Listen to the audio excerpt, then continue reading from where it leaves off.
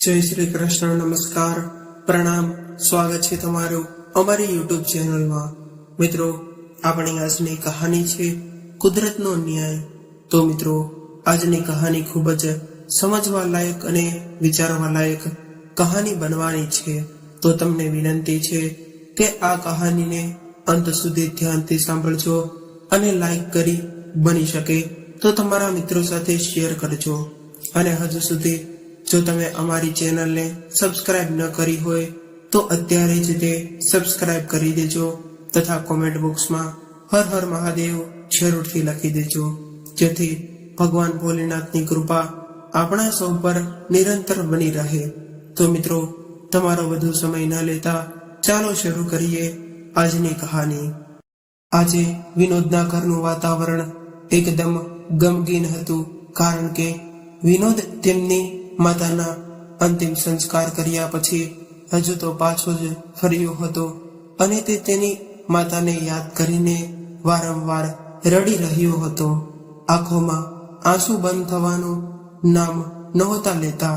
ત્યારે જ રહી રહીને તેની માતાનો અવાજ તેના કાનમાં ગુંજવા લાગ્યો અને તે અહીં તહીં જોવા લાગ્યો। પછી રડતા રડતા તેણે કહ્યું કે આજે સવારે જ મારી માતાને મને ડોક્ટર પાસે લઈ જવાનું કહ્યું હતું, પણ મેં એને કહીને ના પાડી દીધી હતી કે આજે મારે અગત્યના કામ માટે બહાર જવાનું છે। કાલે હું તમને ડોક્ટર પાસે લઈ જઈશ, પણ મને એવી ક્યાં ખબર હતી કે તેમની મૃત્યુ આજે જ આવવાની છે। જો હું તેમને ડોક્ટર પાસે લઈ ગયો હોત તો મારી માતા આજે મારી સાથે હોત। ત્યારે જ વિનોદની પત્ની લલિતા પણ આંખોમાંથી ચોધાર વહેતા આંસુ સાથે રડવા લાગી અને કહ્યું કે મારી ભૂલ હતી કે હું મારી માતાને એકલી છોડીને રાશન ખરીદવા બજારમાં ચાલી ગઈ અને મને ખબર નથી કે મારા ગયા પછી શું થયું। આખા ઘરમાં આગ ફેલાઈ ગઈ અને મારી માતા કાયમ માટે આપણાથી દૂર જતી રહી। આવું બોલીને લલિતા જોર જોરથી રડવા લાગી। આજે એની માતાના શોકમાં પુત્ર અને પુત્રવધૂને ખૂબ રડવાતા જોઈને પડોશની મહિલાઓએ એમને શાશ્વતતા આપવાનું શરૂ કર્યું અને લલિતાના વખાણ કરતા એકબીજાની વચ્ચે વાત કરવા લાગી કે સાસુ અને વહુ વચ્ચે માં અને દીકરી જેવો જ પ્રેમ હતો, પણ આ હોનીને કોણ ટાળી શકવાનું હતું। જુઓ, તેની સાસુના અચાનક આ બનવાથી બિચારી લલિતાની હાલત કેટલી બધી ખરાબ છે અને તે રડી રહી છે। હજુ તો આવી બધી જ વાત ચાલી રહી હતી ત્યારે જ અચાનક પાછળથી કોઈનો અવાજ આવ્યો અને શું થયું, આ બધું શું થઈ રહ્યું છે?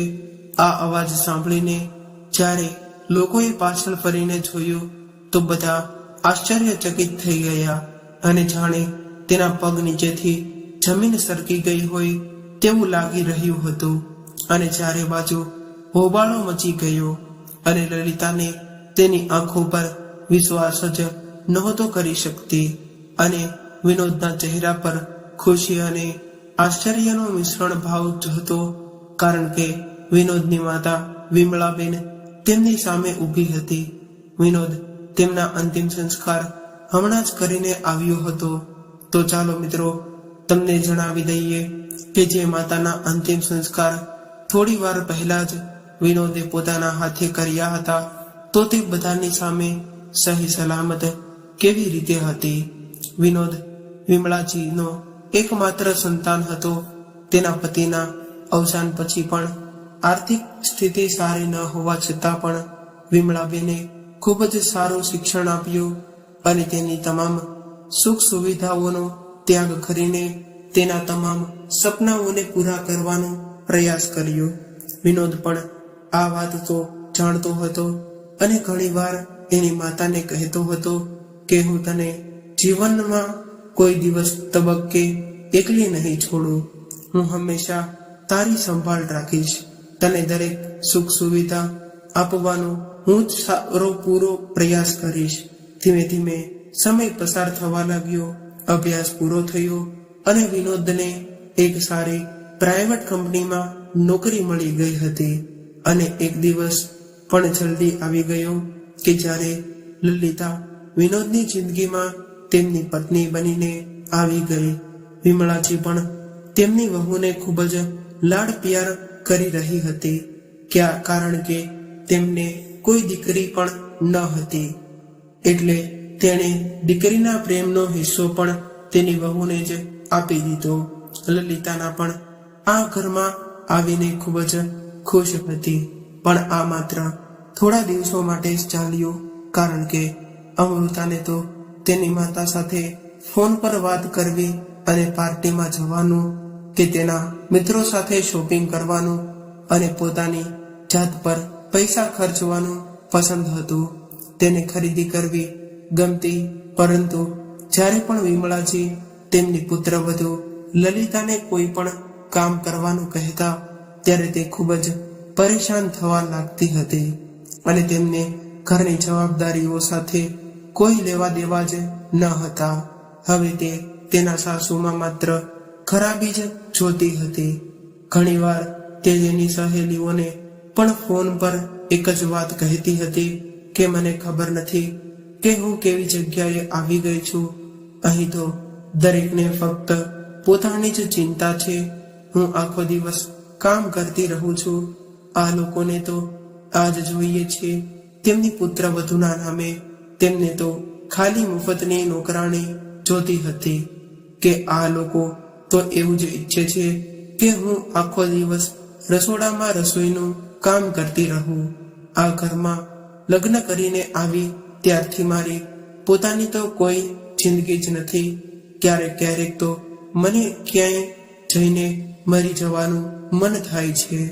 વિમળાજી આ બધું ખૂબ જ સારી રીતે સમજતા હતા કે તેમની વહુ ઘરના કામમાં ખૂબ જ તેને રસ નથી. તેમને કોઈ જાજી પરેશાની ન થાય એટલે ઘરના કામની તમામ જવાબદારી વિમળાજી પોતે જ સંભાળતી હતી. તેની વધતી જતી ઉંમરને કારણે તેને કામ કરવું મુશ્કેલ લાગતું હતું. તેથી ક્યારેક તેને પોતાની વહુને ખાલી તેમની મદદ કરવા માટે કહેતી તો પણ લલિતા તેના પર ગુસ્સો થઈ જતી અને ઘણીવાર ગુસ્સામાં ડૂબતી રહેતી કે આ ઘરમાં આવીને તો મારું જીવન બરબાદ થઈ ગયું છે. એની વહુના આવા વર્તનથી કંટાળીને વિમળાજીએ તેને કોઈ કામ કરવાનું કહેવાનું જ બંધ કરી દીધું. આવી રીતે ધીરે ધીરે સમય વીતવા લાગ્યો, પણ લલિતાના વર્તનમાં કોઈ બદલાવ નહોતો આવી રહ્યો. વિનોદ પણ તેની પત્નીના આવા ઘમંડથી નારાજ હતો. જ્યારે પણ તે તેની પત્નીને સમજાવવાનો પ્રયત્ન કરતો ત્યારે લલિતા તેની સાથે પણ ઝઘડવા લાગતી. તેથી કંટાળીને તેણે ઘરના કામ કરવા માટે એક નોકરાણી રાખી લીધી, જેના કારણે તેના પર ખર્ચનો વધારો બોજ વધી ગયો. તેને કારણે તે તેની પત્નીને તેના ગેરકાયદેસર ખર્ચ માટે પૈસા આપવાના બંધ કરી દીધા. પરંતુ થોડો દિવસો પછી લલિતાએ વિનોદને એક હીરાનો હાર લેવાનો આગ્રહ કર્યો. ત્યારે વિનોદ તેની વાતોને ટાળી રહ્યો હતો. જેથી પરેશાન થઈને એક દિવસ લલિતાએ તેની માતાને ફોન કરીને આ વિશે જણાવ્યું અને કહ્યું કે માતા, હું લગ્ન કરીને આ ઘરમાં આવી છું ત્યારથી પરેશાન થઈ ગઈ છું. મારાથી હવે રોજ રોજ આ બધું સહન નથી થતું. તેમની દીકરીને આ બધી પરેશાનીઓ જોઈને લલિતાની માતાએ કહ્યું, દીકરી, તારે આ ત્રાસદાયક જીવન જીવવાની કોઈ જરૂર નથી. જ્યાં સુધી તે તારી વાત ન માને ત્યાં સુધી તું તારી જીદ પર અડેલી રહે છે. લલિતાને તેની માતાના આ શબ્દો મગજમાં સંપૂર્ણ રીતે ફિટ થઈ ગયા અને એક દિવસ જ્યારે વિનોદ ઓફિસેથી ઘરે પાછો આવ્યો ત્યારે તે ખૂબ જ થાકી ગયેલો હતો. ઘરે પહોંચીને તેમણે તેમની બેગ નીચે મૂકતા જ જોયું કે તેની પત્ની લલિતાનો ચહેરો ગુસ્સે ભરાયેલો જોયો ત્યારે વિનોદે તેની પત્ની લલિતાના ગુસ્સાનું કારણ ખબર પડી હતી, એટલે તેણે લલિતાને પાણી લાવવાનું પણ ન કહ્યું અને ચૂપચાપ જઈને રસોડામાં જઈને પાણીનો ગ્લાસ લઈને આવ્યો. પણ આજે લલિતા ક્યાં ચૂપ રહેવાની હતી. તે ખૂબ બૂમો પાડીને બોલી, અને તમને ખબર છે કે નહીં, આજે મારી કીટી પાર્ટીમાં મારી કેટલી બેઇજ્જતી થઈ છે. મારી બધી સહેલીઓ તેમના ડાયમંડના ઘરેણા એકબીજાને બતાવી રહી હતી, અને હું છેલ્લા 6 મહિનાથી તમારી પાસે હીરાનો હાર માંગી રહી છું. એ પણ મને તમારા દ્વારા આપવામાં નથી આવ્યો. હવે તો હદ છે કે તમારી કંજૂસીની. મેં ક્યાં મોટો પહાડ માંગી લીધો હતો કે તમારાથી તે ન લાવી શકાય. આજ હું તમને ચોખ્ખું કહી દઉં છું કે હવે જ્યારે હું મારી કીટી પાર્ટીમાં જઈશ ત્યારે મારો હીરાનો હાર પહેરીને જ જઈશ. લલિતાએ આવી હઠ કરી ત્યારે વિનોદે તેને પ્રેમથી સમજાવી અને કહ્યું કે જો લલિતા, હજુ મારી પાસે એટલા પૈસા નથી, અને મારી માં પણ બીમાર છે, એમની દવાઓનો પણ ખર્ચ કરવો પડે એમ છે, અને હવે નોકરાણી રાખ્યા પછી તેમના પગારનો ખર્ચ પણ વધી ગયો છે. જ્યારે મારી પાસે થોડા પૈસા આવશે ત્યારે હું જાતે જ તને તારી પસંદનો હીરાનો હાર લઈ આપીશ.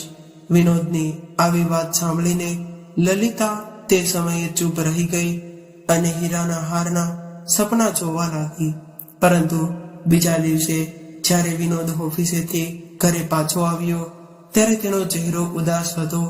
હકીકતમાં છેલ્લા 2 મહિનાથી તેના કામનો ટાર્ગેટ પૂરો ન થવાને કારણે તેના બોસે તેને સરસ ઠપકો આપ્યો, અને વિનોદ તેના જુનિયર સામે અપમાનિત થયા જોઈને તે પોતાની જાત પર કાબુ રાખી ન શક્યો અને તેના બોસ સાથે દલીલમાં ઉતરી ગયો, જેને કારણે તેને કંપનીમાંથી કાઢી મૂકવામાં આવ્યો હતો.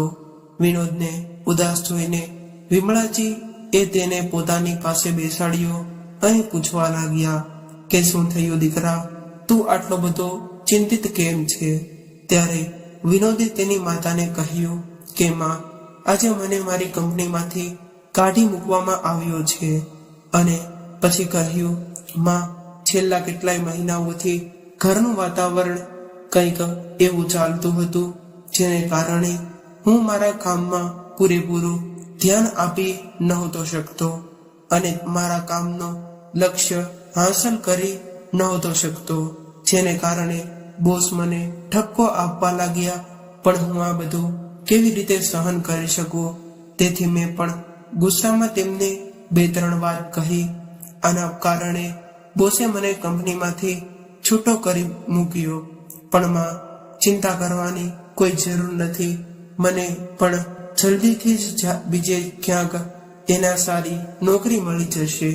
આટલું કહીને વિનોદ ઉદાસ ભાવે તેના રૂમમાં ચાલ્યો ગયો અને વિમળાજી વિચારી રહ્યા હતા કે હવે ઘરનો ખર્ચો કેવી રીતે મેનેજ કરવામાં આવશે, કારણ કે વિનોદ પાસે કોઈ બચત પણ ન હતી. એટલે આ ઘર ખરીદવા માટે મહેનત કરીને એકઠા કરેલા પૈસા ખર્ચ્યા હતા. વિમળાજીને તેમના પુત્રની ચિંતા હતી. બીજી તરફ જ્યારે વિનોદે નોકરી ગુમાવ્યાની વાત લલિતાને કહી ત્યારે લલિતા તેનું માથું પકડીને બેસી ગઈ અને વિચારવા લાગી કે હવે તો તેના શોખને કેવી રીતે પૂરો કરી શકશે. પછી વિનોદે તેની મજબૂરી વ્યક્ત કરી અને તેની પત્ની લલિતાને કહ્યું, આવી સ્થિતિમાં મારે તારી મદદની જરૂર છે. ત્યારે લલિતાએ આશ્ચર્યચકિત થઈને કહ્યું, હું તમને કેવી રીતે મદદ કરી શકું? તો વિનોદે તેને કહ્યું કે જો તું ઈચ્છે તો તું મારી મદદ કરી શકે છે. આના પર લલિતા વિનોદની સામે પ્રશ્નાર્થ નજરે જોવા લાગી. ત્યારે વિનોદે કહ્યું, જો મને આગામી મહિના સુધી નોકરી ન મળે તો ઘરના ખર્ચાનું સંચાલન કરવું ખૂબ જ મુશ્કેલ બને છે, અને આવી સ્થિતિમાં અમે નોકરાણીના પગારનો ખર્ચ કેવી રીતે કરી શકશું? નહીં તો તેથી તું થોડા દિવસો માટે મારી માતા સાથે ઘરનું કામ સંભાળવામાં મદદ કર, કારણ કે આ સમયે એક એક પૈસો બચાવવો અમારા માટે મહત્વપૂર્ણ છે. વિનોદની આ વાત સાંભળીને લલિતા ખૂબ જ ચિંતિત થઈ ગઈ અને કહ્યું, પણ તને તો ખબર જ છે કે મારાથી આ બધું કામ નથી થઈ શકતું. ખૂબ જ મુશ્કેલીથી હું મારા માટે થોડો સમય કાઢી શકું છું. ત્યારે વિનોદે કહ્યું, લલિતા, જ્યારે મને સારી નોકરી મળી જશે ત્યારે તું જે માંગીશ તે હું તને લાવી આપીશ, પણ કૃપા કરીને ફક્ત 1-2 મહિના માટે એડજસ્ટ કરી લે, પ્લીઝ. વિનોદની આ વાત સાંભળીને લલિતા તેના સાસુને ઘરના કામકાજમાં મદદ કરવા તૈયાર થઈ ગઈ. હવે 1 અઠવાડિયું વીતી ગયું હતું, પણ ઘણી કોશિશ કરવા છતાં વિનોદને નવી નોકરી મળી શકે તેમ ન હતી. આ બાજુ વિમળાજી બપોરની રસોઈ બનાવવા માટે રસોડામાં ગયા ત્યારે ફ્લોર પર પાણી ઢોળાવાને કારણે અચાનક તેનો પગ લપસી પડ્યો અને તે જમીન પર પડી ગયા. જ્યારે વિનોદે તેની ચીસો સાંભળી તો તે તરત જ તે દોડીને રસોડામાં આવ્યો અને તેની પત્નીની મદદ લઈને કોઈ રીતે વિમળાજીને બેડ પર લઈને આવ્યો, પરંતુ વિમળાજીને અસહ્ય દુખાવો થતો હતો અને ધીમે ધીમે પીડા વધતી ગઈ. તેની હાલત ખરાબ હોવાનું જાણીને વિનોદ તેને ડોક્ટર પાસે લઈ ગયો. ડોક્ટરે તેની તપાસ કરી તો જાણવામાં મળ્યું કે તેના હાથના હાડકામાં થોડું ફ્રેક્ચર થયું છે અને તેમની કમરમાં પણ ખૂબ જ દુખાવો થઈ રહ્યો હતો, જેને કારણે ડોક્ટરે તેને થોડો સમય આરામ કરવા કહ્યું. હવે વિનોદ તેની નોકરી ગુમાવવાથી અને તેની માતાની ઈજાને કારણે ખૂબ જ પરેશાન થઈ ગયો હતો. હવે તેનો ખર્ચો પણ ખૂબ જ વધી ગયો હતો.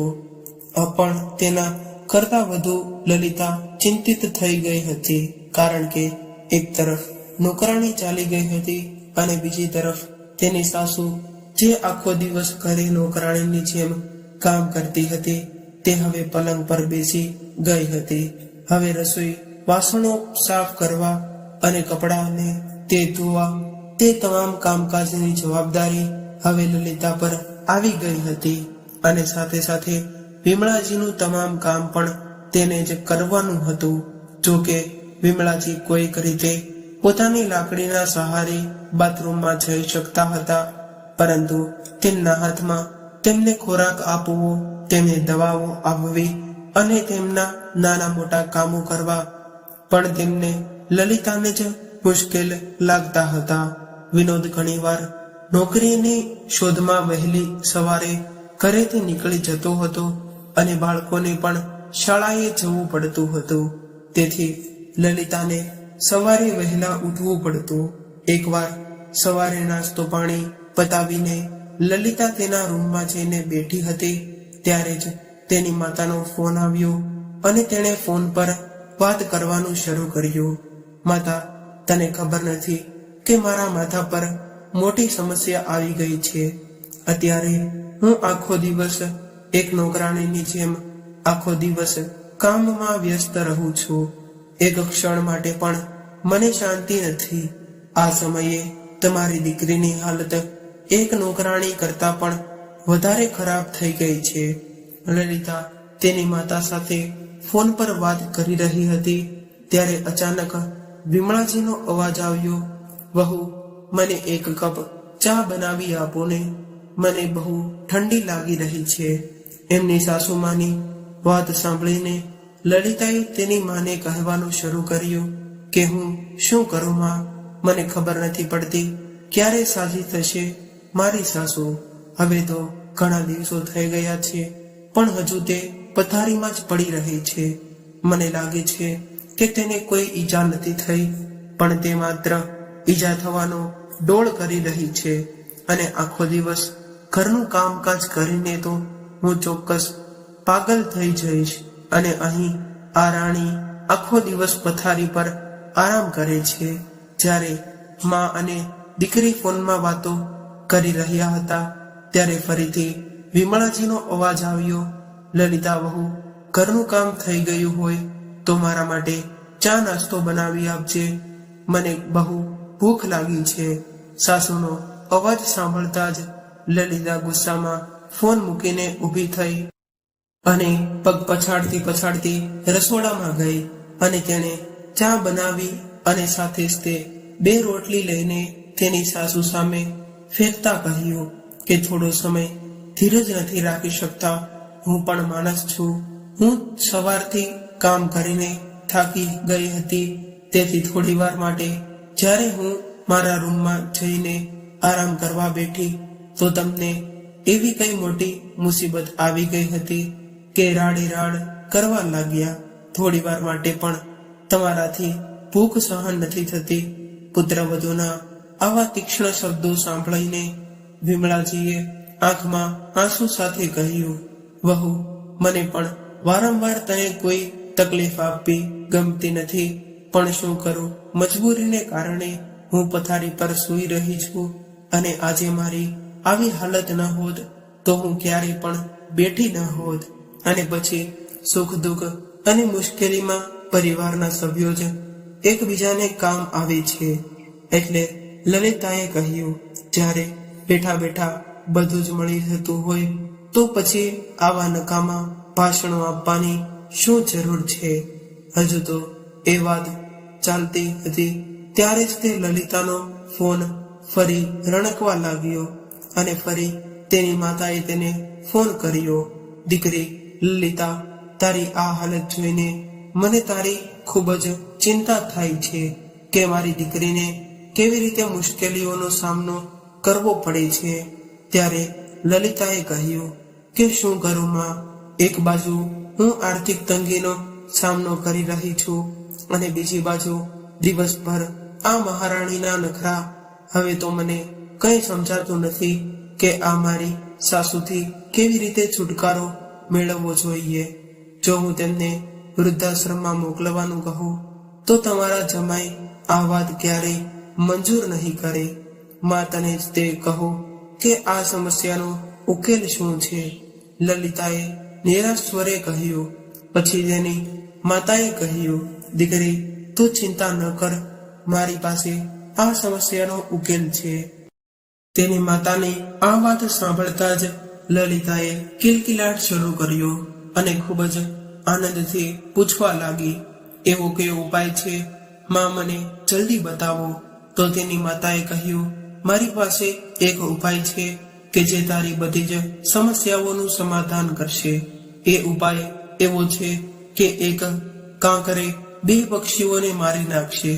માં, તારો કહેવાનો મતલબ શું છે? મને કંઈ સમજાતું નથી, લલિતાએ કહ્યું. ત્યારે તેની માતાએ કહ્યું, અરે પુત્રી, જો તારે તારી સાસુથી મુક્તિ મેળવવી હોય તો પછી તું તેને તારા માર્ગમાંથી કેમ દૂર નથી કરી દેતી? તારી બધી સમસ્યાઓ આસાન થઈ જશે. ન તો તારે આ રોજિંદી પરેશાનીઓનો સામનો કરવો પડશે અને ન તો તારે તેમની દવાઓનો ખર્ચ ઉઠાવવો પડશે. અને સૌથી સારી વાત તો એ જ કે તમને તારી સાસુના વીમાના પૈસા પણ મળશે. એ તો અલગ.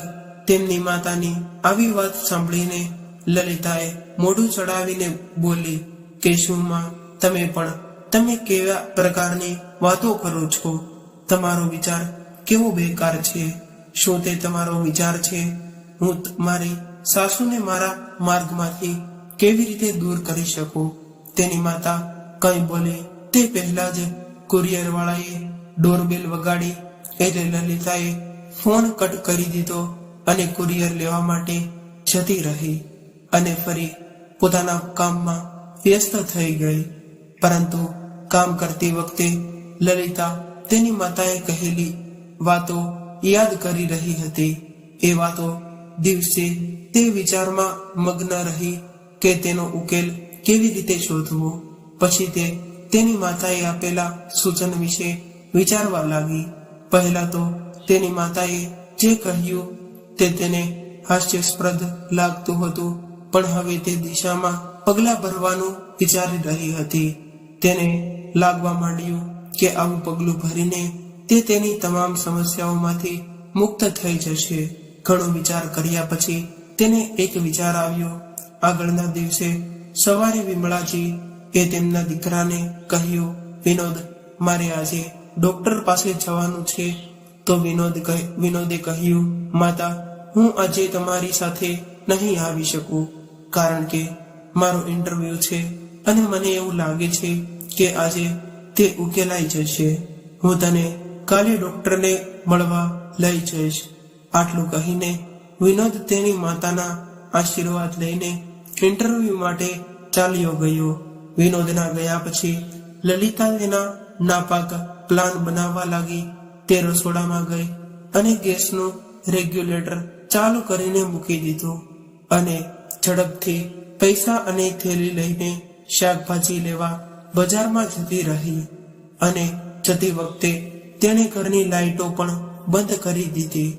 હવે વિમળાજી ઘરમાં સાવ એકલા હતા, પણ તે ઘણા સમયથી ગાઢ નિદ્રામાં હતા. લલિતાના ગયા પછી તરત જ વિમળાજીની ઊંઘમાંથી જાગી ગયા અને તેની વહુ લલિતાને પાણી આપવા માટે બોલાવી રહ્યા હતા, પરંતુ લલિતાએ કોઈ જવાબ ન આપ્યો અને ન તો તે પોતે આવી. લગભગ 1 કલાક પછી રસોડામાં આગ ફાટી નીકળી અને આખું ઘર ધુમાડાથી ભરાઈ ગયું હતું. લલિતાએ જ્યારે બજારમાંથી બ્રેડ ખરીદીને આવી રહી હતી ત્યારે તેણે દૂરથી તેના ઘરમાંથી ધુમાડો નીકળતો જોયો. ધુમાડો જોતા જ તે વિચારવા લાગી કે આજે નસીબ મારા મહેરબાન છે. હવે મારી બધી જ પરેશાનીઓ આપોઆપ ખતમ થઈ જશે. ન તો મારે રોજ મારી સાસુની રાડો સાંભળવી પડશે કે ન તો મારે આખો દિવસ કામ કરવું પડશે અને મારી સાસુના ઇન્સ્યોરન્સના 10 લાખ રૂપિયા આવી જશે. તે તો અલગ, પરંતુ તેણે તેની ખુશીનો ચહેરો પર દેખાવા દીધી ન હતી. લલિતા ઘર તરફ દોડી અને તેણે જોર જોરથી બૂમો પાડવાનું શરૂ કર્યું. થોડી જ વારમાં નજીકમાં લોકો એકઠા થઈ ગયા અને લલિતા જાણે સાસુની સંભાળ રાખતી હોય તેવો ઢોંગ કરીને રડવા લાગી.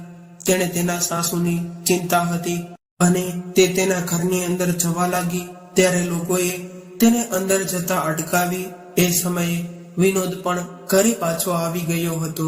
તેને નોકરી મળી ગઈ હતી, તેને કારણે તે ખૂબ જ ખુશ હતો. પણ જેણે તેણે ઘરે પાછો ફર્યો તેણે જોયું કે ફાયર બ્રિગેડ વાળા તેના ઘરમાં ઘૂસીને આગ બુઝાવવાની તૈયારીમાં હતા. ઘરની બહાર લોકોની ભીડ હતી. લલિતા જોર જોરથી રડી રહી હતી, બૂમો પાડી રહી હતી અને વારંવાર કહી રહી હતી કે કોઈ મારી સાસુમાને બચાવી લ્યો. તેમની આ વાત સાંભળીને વિનોદના હાથમાંથી મીઠાઈનું બોક્સ નીચે પડી ગયું અને ધ્રુજતા સ્વરે કહ્યું, લલિતા, આ શું થયું? અરે માં ક્યાં છે? ત્યારે લલિતાએ રડતા રડતા ઘર તરફ ઈશારો કરીને કહ્યું કે માં ઘરમાં છે. આ સાંભળીને વિનોદ બૂમો પાડતો પાડતો ઘર તરફ દોડ્યો, પણ ત્યાં સુધીમાં ઘણું મોડું થઈ ગયું હતું.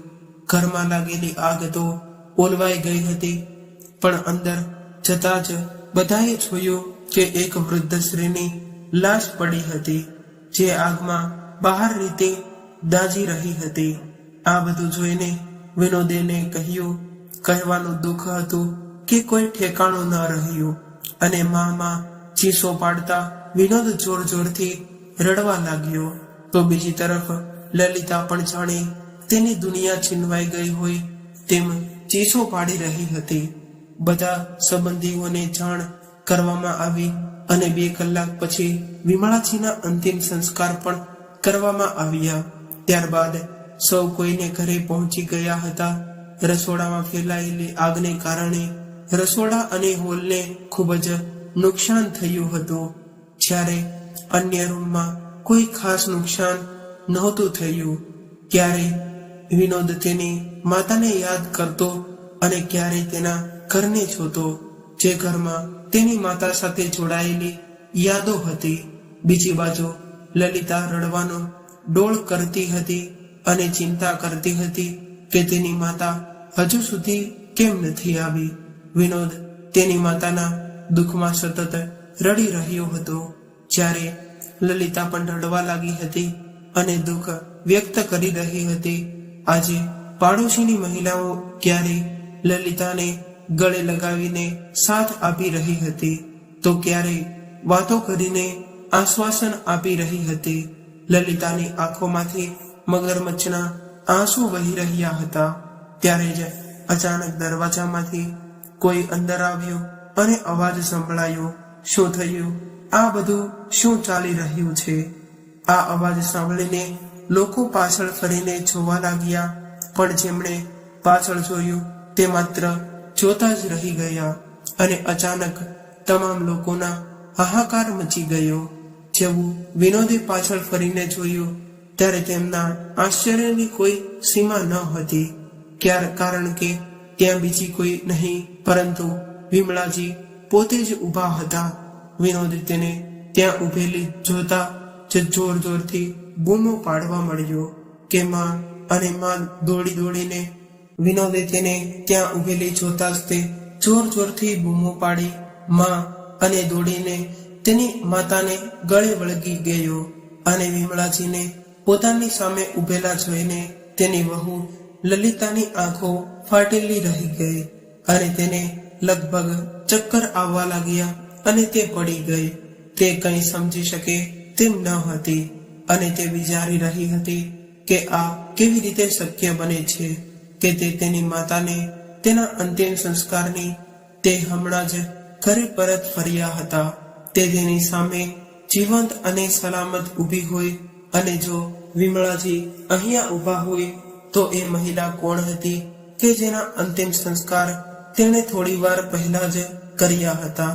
હવે તમામ લોકોને આ પ્રશ્નનો જવાબ જાણવો ખૂબ જ જરૂરી બની ગયો હતો. વાસ્તવમાં એવું થયું હતું કે લલિતા જ્યારે રેગ્યુલેટર ખોલીને માર્કેટમાં જવા નીકળી કે તરત જ તે માત્ર 2 મિનિટ પછી ડોરબેલ વાગી ત્યારે ગેસ હજુ આખા ઘરમાં ફેલાયો ન હતો. તેથી વિમળાજી તરત જ ઊભા થઈ ગયા અને દરવાજા પાસે ગયા, લાઈટ સળગાવી અને દરવાજો ખોલ્યો. તેણે કંઈ પણ ખાધું કે પીધું ન હતું અને નબળાઈને કારણે ચક્કર આવવાથી તે નીચે પડી ગયા. ત્યારે વિમળાજીની નજીકની સહેલી અલકાજી અને તેના પુત્ર સાથે તેની ખબર પૂછવા તેના ઘરે આવી હતી. જ્યારે તેણે તેની સહેલી વિમળાજીને આવી હાલતમાં જોયા ત્યારે તે અને તેનો પુત્ર એને એની કારમાં બેસાડી અને તેને હોસ્પિટલમાં લઈ ગયા. અને બીજી તરફ લલિતાની માતાને તો બસ આજ જોતું હતું કે લલિતા જલ્દી સાસુ નામની મુશ્કેલીમાંથી મુક્ત થઈ જાય. આ માટે વિમળાજીને લલિતાજીના જીવનમાંથી હંમેશ માટે બહાર નીકળવાનો પ્લાન બનાવવા માટે તે લલિતાના ઘરે આવ્યા હતા. ઘરમાં આવતા જ ચારે બાજુ અંધકાર છવાઈ ગયેલો હતો તો તેમણે તેમની દીકરી લલિતાને બોલાવી પણ કોઈ જવાબ ન મળ્યો. એટલે તેણે પાર્કિંગમાંથી લાઈટ ચાલુ કરી. લાઈટ શરૂ થતા જ તુરંત જ તે ગેસની ઘરમાં આગ લાગી અને તરત જ તે આગ આખા રસોડા અને હોલને લપેટમાં લઈ લીધું. ત્યારે જ તે લલિતાની માતા અંદર ઘસી ગઈ. આ વખતે તેણે ચીસો પાડવાનું શરૂ કર્યું પરંતુ ધુમાડાને કારણે તેને કંઈ દેખાતું ન હતું. બહાર નીકળીને જીવ બચાવવાનો કોઈ રસ્તો પણ ન હતો. જ્યારે વિમળાજી ખોરાક ન મળવાને કારણે ખૂબ જ નબળા પડી ગયા હતા તેથી ડોક્ટરે તેને ગ્લુકોઝનો બાટલો ચડાવવાનો, જેને કારણે તેને ઘરે આવવામાં થોડું મોડું થયું. અને જ્યારે લલિતાએ ઘરમાંથી ધુમાડાના ગોટે ગોટા ઉડતા જોયા ત્યારે તે એ વિચારીને ખૂબ જ ખુશ થઈ ગઈ કે આખરે તેણે તેના રસ્તામાંથી સાસુ નામનો કાંટો હટાવ્યો. પણ તેને ખબર ન હતી કે તેના ઘરમાં તેની સાસુ નહીં પરંતુ તેની માં જીવતે જીવતી સળગી રહી હતી. તે અંદરથી ખૂબ જ ખુશ હતી કે તેનો સર્જક પણ તેનાથી કાયમ માટે વિરામ લેશે. પણ આજે જ્યારે તેણે અંતિમ સંસ્કાર પછી તેની સાસુને તેની સામે ઊભેલા જોયા ત્યારે તેની આંખો ફાટી ગઈ. આ બાજુ વિમળાજી પણ તે સમજી શક્યા નહીં કે તેમના ઘરમાં આ શું થઈ રહ્યું છે? જ્યારે તેમણે કહ્યું કે તે નબળાઈને કારણે પડી ગઈ હતી અને તેની સહેલી સાથે ડોક્ટર પાસે ગઈ હતી, ત્યારે જ આખો મામલો સ્પષ્ટ થઈ ગયો. પરંતુ હજુ સુધી દરેકને એ સ્પષ્ટ ન થઈ ગયું કે આખરે મૃત્યુ કોણ પામ્યું છે. તે જાણવા માટે પોલીસને બોલાવવામાં આવી હતી અને પડોશના તમામ સીસીટીવી કેમેરા તપાસવામાં આવ્યા હતા અને પછી જાણવા મળ્યું કે વિમળાજી ઘરની બહાર નીકળવાને 1 કલાક પછી તેમના ઘરે લલિતાજીની માતા આવી હતી અને પોલીસે કહ્યું કે જે મહિલાનું મૃત્યુ થયું હતું તે બીજું કોઈ નહીં પણ લલિતાની માતા હતી. આ સાંભળીને લલિતાનું હૃદય ગહેરા શોકમાં ડૂબી ગયું. અને તમે તેને કાપશો તો લોહી પણ નહીં નીકળે. આટલો મોટા ભાગે વડીલો પાસેથી સાંભળ્યું છે કે જેઓ બીજા માટે ખાડો ખોદે છે તે જ પોતે તે ખાડામાં પડે છે. આજે આ હકીકત સાબિત થઈ ગઈ હતી.